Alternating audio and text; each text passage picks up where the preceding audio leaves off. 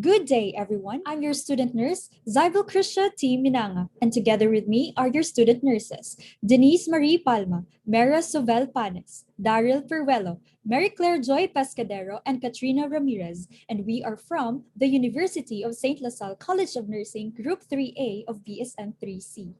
And today, we will be presenting to you our research entitled Dimensions of Well-Being Among Student Nurses During COVID-19 Pandemic.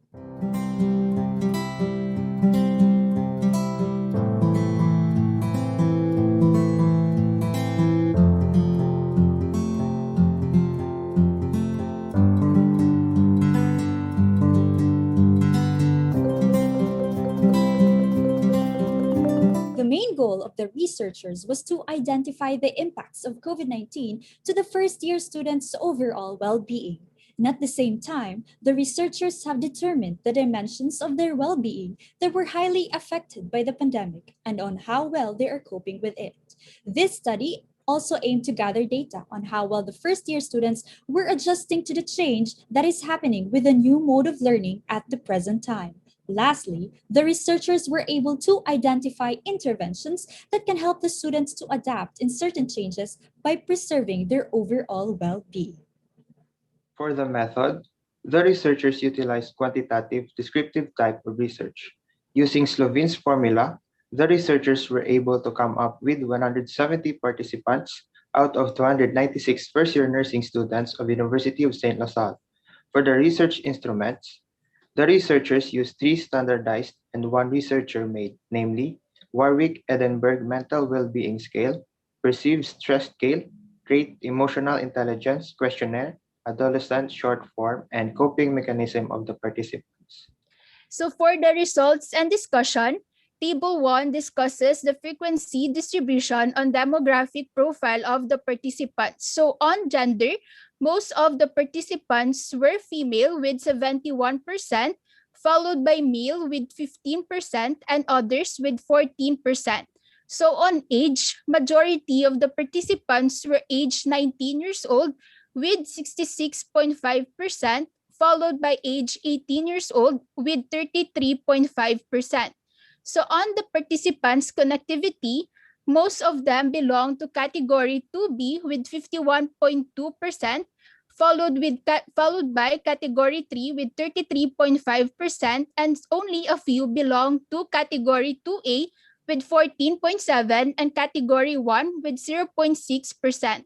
So on types of community, most of them live in urban communities with 67.6%, followed by rural communities with 20.6%, and others are living in both urban and rural communities, which is urban with 11.8%. So for the table 2, it discussed the mean and percentage distribution of the mental well-being of the participants.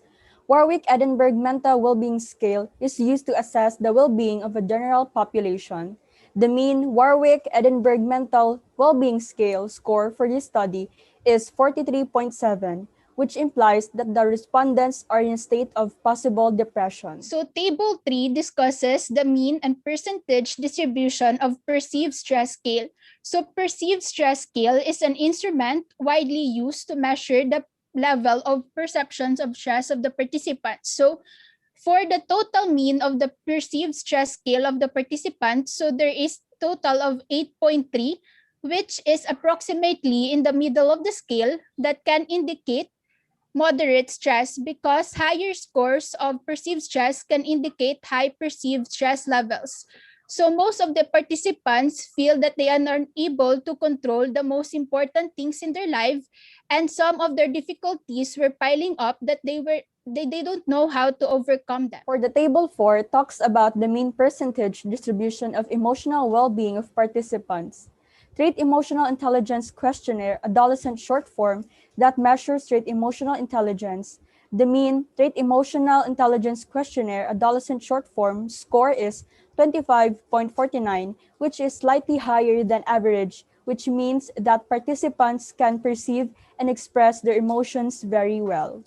For Table 5, it talks about the frequency and distribution of the coping mechanism of the participants. Most of the participants, in order to cope, they do their hobbies such as reading or watching their favorite shows with a result of 52.4%. Some distance themselves from their source of stress with 18.8%. A few play games in order to cope with stress with a result of 10.6%. And lastly, some use eating as a coping mechanism with a result of 8.9%.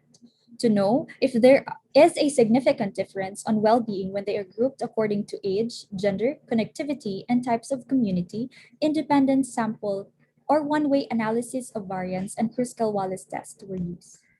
Based on the result, there is a significant difference in the mental and emotional well-being of first-year nursing students when they are grouped according to age, and no significant difference in their perceived stress scale and when they are grouped according to gender, connectivity, and types of community.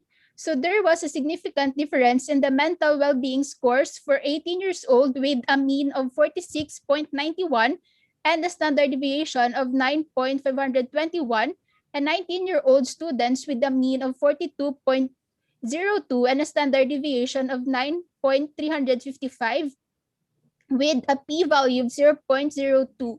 So 18-year-old students have a higher mental well-being score than the 19-year-old students. So there was also a significant difference in the emotional well-being of the participants for 18 years old and 19 years old students. So for the mean of 18 years old, 26.67 and the standard deviation of 5.163, and for the 19-year-old students, so mean is 24.88 and standard deviation of 4.224. So in here, the 18-year-old students have a higher trait emotional intelligence than the 19-year-old students.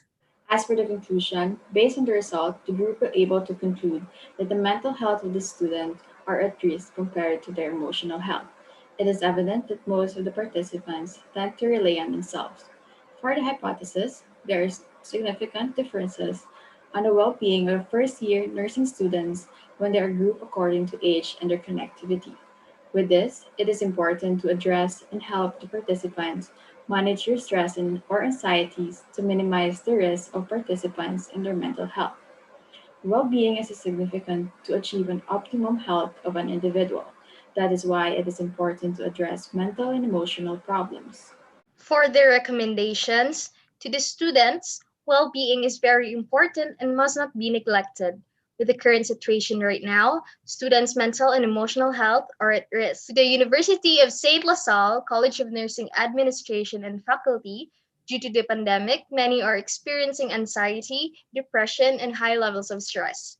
To the parents, recognizing their sons and daughters could help their children lessen the stress or anxiety that they are feeling.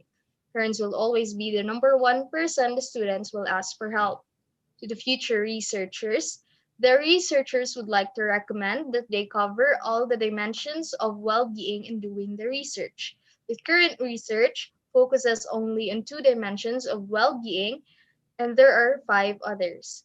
Thank you for listening.